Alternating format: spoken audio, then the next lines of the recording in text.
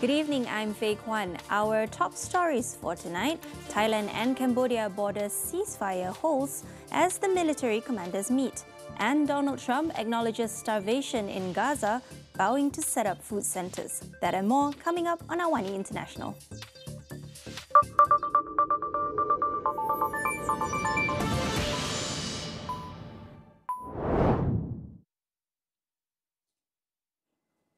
All is calm on the Thailand-Cambodia border on Tuesday following a ceasefire after 5 days of deadly fighting. Military commanders from both sides held talks earlier today and have agreed not to deploy more troops along their disputed border. Now, despite the ceasefire, Thailand's army claimed Cambodian troops launched attacks in at least 5 locations early Tuesday. It said its forces had retaliated proportionately. Acting Thai Prime Minister Phumtham Wechayachai, however, downplayed the escalation, saying he had spoken with Cambodia's defense minister ahead of the talks between their military commanders. Cambodia also denied the allegations, insisting its troops have strictly abided by the ceasefire since midnight. The truce was reached before following peace talks chaired by Malaysia in Putrajaya yesterday. Meanwhile, US President Donald Trump said he had spoken to both leaders and instructed his team to restart tariff talks. Meanwhile, US President Donald Trump has acknowledged the starvation crisis in Gaza and is urging Israel to allow every ounce of food into the strip. He vows the US will help set up food centers with open access and work with other countries to provide more humanitarian aid.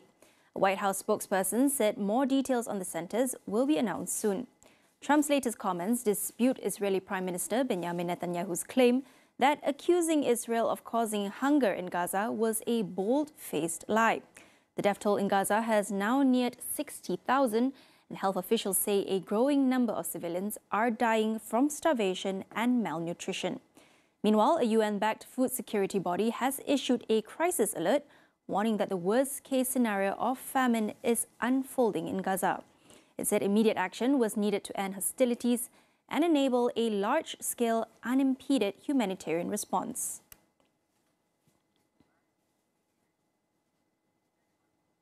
We'll be back with more after the break. Stay tuned.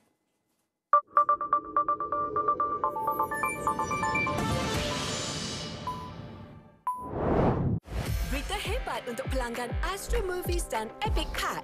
Prime Video kini termasuk dalam langganan anda. Who's the action hero now? Anda boleh stream 24 jam sehari. Pelbagai filem kesukaan anda. Amazing. Janab Hindustan. Amazon Originals. It's big. Are you ready? Serta K-Favorites terkini. Semua ni dan banyak lagi. Kalian pilih video siapa yang akan tayang. Pelanggan Astro Movies dan Epic Pack. Stream Prime Video sekarang dengan Astro. Anda juga boleh langgan Prime Video melalui aplikasi My Astro.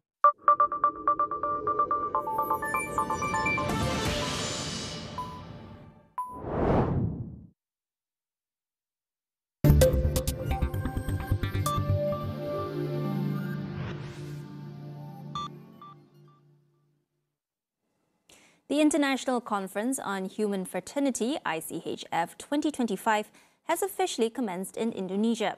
Held under the theme Advancing Human Fraternity Amidst Global Uncertainties, the conference brings together international scholars and policymakers. Astro AWANI correspondent Farhan Hakimi has the report from Jakarta. Thank you. I am currently here in Jakarta to attend the International Conference on Human Fraternity, ICHF 2025, which began on Tuesday until Wednesday. And several sessions are held in the conference with a focus of upholding human fraternity values as a core principle in addressing global challenges. And one of the opening remarks was delivered by the Coordinating Minister for Human Development and Cultural Affairs of Indonesia, Pratikno, who emphasized that human fraternity is not just an idea, but it is an achievable goal. And he also highlighted how Pancasila, the philosophical foundation of this country, Indonesia, and Bhinneka Tunggal Ika, or what it means, or unity in diversity, the official national motto of Indonesia, are upheld here by the people of Indonesia to further promote human fraternity. Let's listen to what he had to say. Today, 280 million Indonesians practice the fraternity daily. In our villages, neighbors of different faiths share meals during religious celebration. In our cities, mosques, churches, temples stand within walking distance of each other. In our school, children learn that diversity is strength, not a division, and we tried our best to improve, to increase this kind of culture and understanding. But our experience have taught us fundamental truths. Human fraternity cannot be imposed only from above. It must be grown from the grassroots. It cannot be achieved through laws alone. It requires hearts and minds, as has been underlined by Your Excellencies. It cannot be survived only by good intention. It demands concrete actions. And I also had the opportunity to interview Professor Dr. Farish Noor, who is Professor of Politics and Political Science at the Faculty of Social Sciences at the International Islamic University of Indonesia, where he regards the event as an important initiative in the midst of geopolitical tensions that are currently happening all around the world. And this is what he said. I think there is an awareness worldwide that we live at the time where this sense of common human solidarity has been progressively weakened as a result of, again, geopolitical calculations and geopolitical, manipulation. And of course, this conference also aims to ground the human fraternity framework that is often seen as under-discussed in academic and policy circles. And if I could reiterate, the idea of human fraternity calls for a renewed commitment to solidarity and peaceful coexistence among people of all backgrounds, and that is very important to attain peace in the world. I guess that's all from me. Back to you in the studio. In other news, Prime Minister Datuk Seri Anwar Ibrahim kicks off his two-day working visit to Indonesia by attending the 13th Malaysia-Indonesia annual consultation with President Prabowo Subianto, the first since an 8-year hiatus. The leaders met at Istana Merdeka in Jakarta to discuss key issues, including regional security and bilateral disputes. During the meeting, Prabowo praised Anwar's role in brokering a Cambodia-Thailand ceasefire, calling it a major win for ASEAN diplomacy. Anwar also addressed maritime border issues with Indonesia, including in the Sulawesi Sea, and reaffirmed Malaysia's commitment to diplomacy. He later delivered a keynote speech at the ASEAN Secretariat, highlighting the ceasefire as a sign of ASEAN's strength in maintaining regional stability.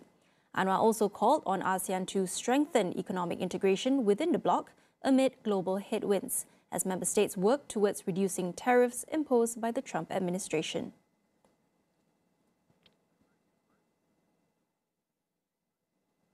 Over in the UK, British Prime Minister Keir Starmer will hold an emergency UK cabinet meeting to discuss a peace plan and aid for Gaza. Downing Street says the meeting follows a call with leaders of France and Germany over the weekend after US-led peace talks collapsed last week.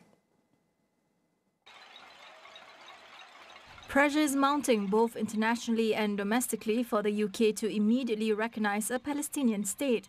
The House of Commons is currently on summer recess, but Starmer had recalled his ministers to Westminster to discuss how to ease the humanitarian crisis in Gaza and push for a ceasefire. The Prime Minister had presented a European-led peace plan for Gaza to US President Donald Trump during a meeting in Scotland yesterday. Downing Street has not revealed other details of the plan, but said the next steps would be set out after the cabinet meeting. Starmer's spokesperson also said the proposals would be presented to allies, including Arab states, in the coming days. US President Donald Trump says he is not seeking a summit with his Chinese counterpart, Xi Jinping. However, he says he is open to visiting China at Xi's invitation, which has been extended. Aides to both leaders have been in talks over a possible meeting, coinciding with Trump's trip to Asia later this year. It would mark their first face-to-face encounter since Trump's second term in office, amid ongoing trade and security tensions. While plans have yet to be finalized, discussions include a potential Trump stopover around the time of the Asia-Pacific Economic Cooperation Summit in South Korea in November. The US and China are also holding a third round of trade talks in Stockholm this week, aimed at laying the groundwork for a possible autumn summit. US President Donald Trump must accept a changed reality and recognize North Korea as a nuclear power if talks are to resume, says Kim Jong-un's influential sister, Kim Yo-jong. She stresses, however, that dialogue will never lead to denuclearization. In a statement carried by state media KCNA, Kim added that while the relationship between her brother and Trump was not bad, using their ties to push for denuclearization would be a mockery. Kim, often seen as her brother's de facto second-in-command on inter-Korean affairs, has served as the public face of Pyongyang's diplomatic messaging. Her remarks followed a Yonhap news report quoting a US official saying Trump remains open to talks aimed at a fully denuclearized North Korea. Since returning to office in January, Trump, who met with Kim Jong-un 3 times in 2018 and 2019, has voiced interest in restarting dialogue. Last month, Press Secretary Caroline Leavitt said Trump hopes to build on the progress made with the North Korean leader at the 2018 Singapore summit.